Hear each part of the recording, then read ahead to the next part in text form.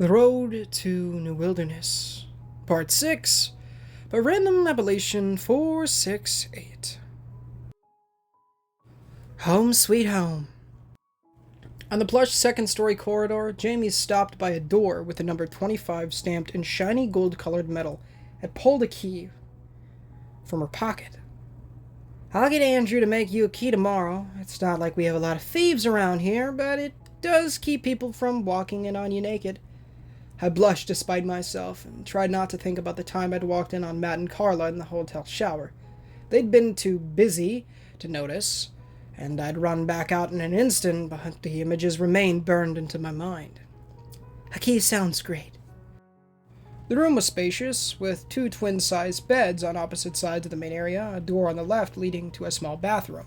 Decorated in knotty pine, the walls and ceiling reflected the golden light from the central ceiling fan with a cheery rustic glow.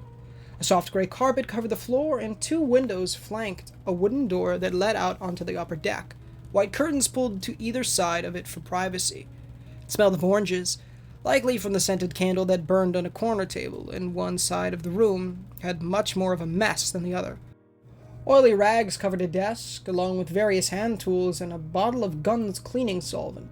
Mismatched socks, a discarded pair of pants, and a stray tank top draped across the floor, and a poster on the wall sported some muscled professional boxer, his sleek torso gleaming with sweat as he threw a right hook at his opponent. "Behold!" Jamie walked to the cluttered side and held up her arms like she was revealing a master artwork. "My glorious lair! The other side is all yours, so feel free to add to the decorum." I smiled and crossed over to the other side, which was noticeably well kept. The bed made up in smooth cotton sheets and a blue blanket, with one fluffy white pillow. The wall had a white canvas with "Being Yourself is Beautiful" scrawled across it in swirly script, and the scented candle burned merrily on the nightstand. A line of shoes stood arranged just so beneath the bed, the desk at the foot of it clean of all debris, with a few decorations here and there like flowers and butterflies. "Wow, did you do all this?" Jamie kicked at a sock on the floor and her shoulders sagged. "No, that's Melissa's side." "So you already have a roommate." Frowning, I pulled back the hand I'd extended to touch one of the ornate decorations. "But when she comes back..." "She won't." Jamie almost whispered it, and the pain in her words hit me like a freight train. My eyes widened. "Oh." Her patrol vanished a while ago. Jamie tried to make a casual grin, but her green eyes glistened with the beginnings of tears that she quickly blinked away. "Once you've been missing for more than a week, there's no point in looking. But hey, forget about that. I'll get you a towel so you can shower."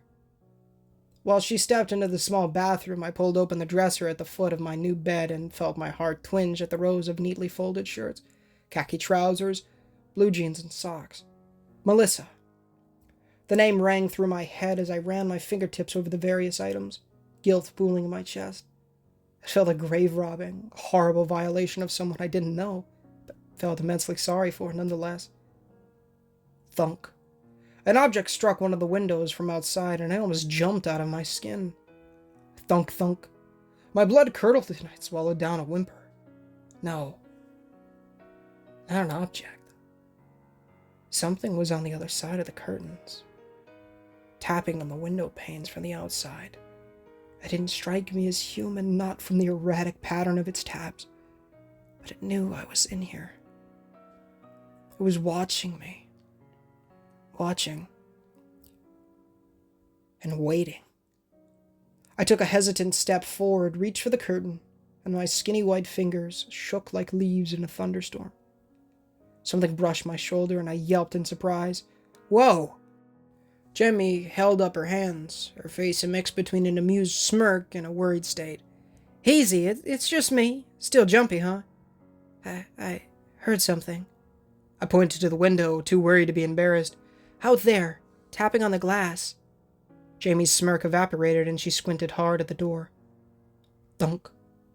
It came again, the noise from outside, and Jamie eased over to her bunk, tossing the towel she held onto her sheets. Picking up her rifle as she edged toward the window and pushed the safety lever down with a muted click. I backed away, my heart pounding, and looked around for something I could use. There weren't any other guns in sight, and I didn't know how to use one anyway. Instead, I snatched a nearby lamp from the desk on my side of the room, had hefted it in one hand, ready to hurl it with all my might. Her throat moved with a nervous swallow, and Jamie tiptoed up to the window, pushing the curtain aside with the muzzle of her Kalashnikov. She froze for a moment, and my heart skipped a beat. Ha! Grabbing the curtain with her free hand, Jamie threw it aside to reveal the windows and door. Caught you! Outside, perched on the exterior window ledge, sat a bird. Or, at least it looked like a bird. It had black feathers and a body much like a crow, but where the head should have been rested a weathered cell phone. Its touch screen cracked, the plastic case chirped, a tangle of strange metal cables and wires snaked from the back of the phone to the rest of the body like a spinal cord. Flesh and metal melded together in a sea of greasy black sinews. The bird part of the body hopped, flapped, and moved like a regular bird, but the cell phone part swiveled all around without hindrance, its screen flashing a constant parade of fuzzy white static. It chimed with a generic default ringtone and shuffled on the railing outside before spreading both wings to swoop into the night sky. A nearby tree lit up with more ringtones, dozens of distant, white squares flaring to life, and they soared into the sky in a horde of eerie off-tone chimes. Clutching the lamp in my pale hands, I stared. Am I seeing things? Jimmy relaxed and shook her head to herself with a chuckle. Ringer heads. Annoying little freaks and loud as all get out when they're migrating, but they're completely harmless, from what we've seen. I lowered my lamp, feeling both foolish and more than a bit shaken. That thing had a cell phone for a head. It's a techno. Jamie switched her rifle safety back on and leaned the oiled weapon in one corner. A cross between machine and animal. Like I said, they're harmless. Probably saw some of our light and got curious. I sat down on my bed to steady my quaking knees, tight anxiety welling in my chest, threatening to close my airway. I don't feel so good. At my voice reaching a cracking point, Jamie crossed the room to sit next to me. It's okay, believe me. The first time I saw what was going on, I didn't sleep for 3 nights in a row. But you'll get used to it. Outside, the ringing of the strange birds reverberated in the night, and I shivered. And if I don't? Jamie, I really appreciate all this, but what if I'm not ready? I don't want to go back out there. Hanging my head, I avoided what I assumed would be a look of disappointment. Jamie rose to her feet, walked to her own cluttered desk, and picked up something from the mass of papers and books. Last October, we lost a ranger to the breach. Few of us knew what we were dealing with, so we blamed the girl who was with him. She tried to tell us the truth, begged us to listen, but no one believed her.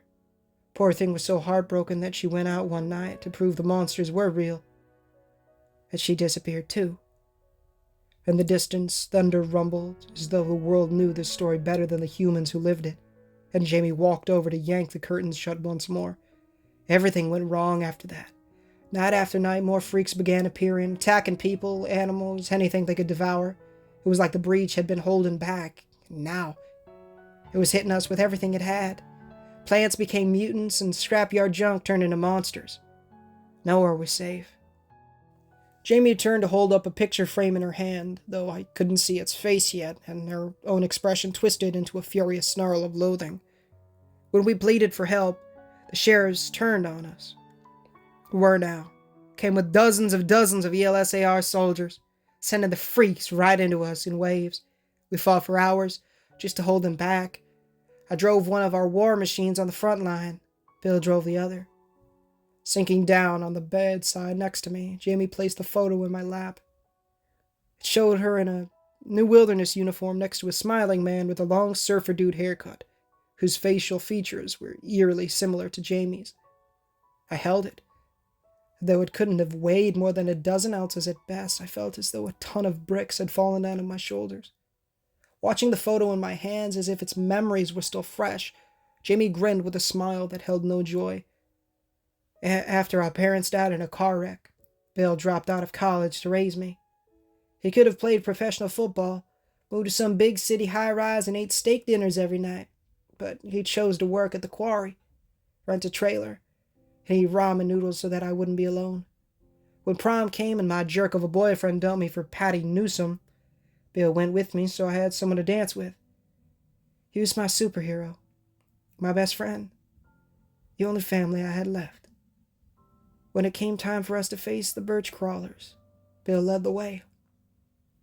Outside, another deep rumble echoed in the distance, and a slight tremor shook the floor, rattling the glass in the windows.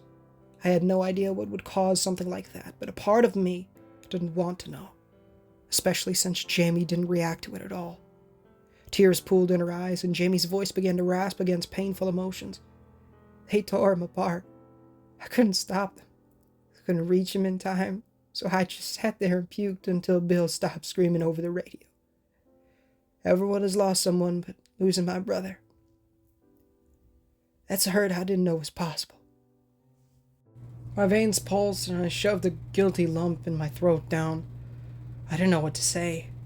All through high school, I'd complained about how much my life sucked. Being an only child, being single, being plain, being poor, though I'd never been able to explain why I thought we were. But this shattered everything I'd whined about before. A destitute feeling that made me wish I could go back in time and slap my past self for all the negative comments at the dinner table. I had a nice home in the suburbs with Mom and Dad, and loaded chili hot dogs, and Jamie had none of those things. She wiped at her face, and Jamie shut her eyes, forcing herself to calm down. Thousands of people have died since then. The LSAR controls most of the north and the entire outer border, making escape impossible. The fact that your friends made it out at all means they either got lucky twice or are already being tracked. The mercs specialize in hunting people down, so my guess is you're safer in here than your friends are out there. Ashamed of myself, I dug my thumbnail into my palm. I'm sorry. I didn't know. Don't be. Jamie nudged my shoulder with hers and did her best to smile, though it seemed stained, like a painted face on a china doll. Like I said, no use dwelling on all that. There's nothing wrong with being scared, all right? Everyone here is. All that you can control, all that you can be sure of, all that matters are your choices. Taking the picture back, Jamie replaced it on her desk, where she drew the handgun from her belt and began to disassemble it. You should get cleaned up and try to sleep. Sunrise will come sooner than you think, and we've got a lot of work ahead of us. I'll be here if you need anything. She went to work cleaning the pistol. I gathered some of Jamie's dead roommates' clothes so I could duck into the bathroom. Outside, more ringing echoed against the dark sky, along with shrieks, caws, croaks, and roars that hissed in my ears like static. The tremors had quieted down, but something deep inside my brain told me they weren't gone forever. Despite the coolness of the lodge's air conditioning, my skin wriggled, and a tension worked itself into my chest that no number of sore ribs could account for. Leaving the soft, homey glow of the room behind, I dove into the shower, in hopes that the water could wake me from the nightmare I'd fallen into. Hey guys, Ninja Gamer, and thank you so much for watching today's video. If you did enjoy, please feel free to leave a like, as it does help the channel innumerably and does get the gospel into people's feeds, as well as please consider subscribing, as we are turning 1,000 subs by the end of the year, and it would be a massive blessing from the Lord if you guys did so. Of course, read the $1 million question on screen right now, also in the description or the pinned comment. Please give it a read, teach you how to go to heaven. It's a godsend. Teach you to repent of your sins and trust in the good Lord Jesus Christ who alone has own strength. I'll also tell you to read the Holy Bible daily, pray daily, pray to people. Those latter ones are great things, of course, and helps establish a better relationship, I suppose. They do. So, I had some appointments today with my Nana. I didn't have them, she did, but I got a couple videos filmed and edited. They're probably not gonna be, well, one of them actually is a Pokemon card opening, which I'm more than happy with having on the channel. Excuse me. Before it does get up, though, I am going to have to come up with a thumbnail. Maybe I'll shoot Jappy a message and say, hey, man, would you be willing to do a thumbnail? Because, yeah. With these, I kind of need, like, you know, he's got to be on his A game. I have to get him out if I were to do one. I did 2 thumbnails for these videos that were originally his artwork. He's still credited in the description. If anybody's wondering who Jappy is, that's him. Yeah. But yeah, I got some of those. Also, I hope you guys enjoyed the sound effects in this one. For the ringtone, I used a voice changer that comes with the editing software that I have to make it sound more creepy, horrifying. I don't know. It was like a monster voice effect, and I thought it just did it justice. I thought about doing it with the crow sound effect, but I just kind of thought it wouldn't do as well, so I ended up just sticking with a normal one. Of course, all links for all that's in the description, as well as Random Appellations Reddit, and the original link of this one is on No Sleep. They're either on No Sleep or they are on his original, just his Reddit. That's what I usually do. If they unfortunately got taken down on No Sleep. Which is something that does happen quite frequently, actually, for him, unfortunately, because stuff is, if he uploads a part and it's not as horrifying as they want it to be, as spoopy, scary, they take it down, which is really unfortunate, because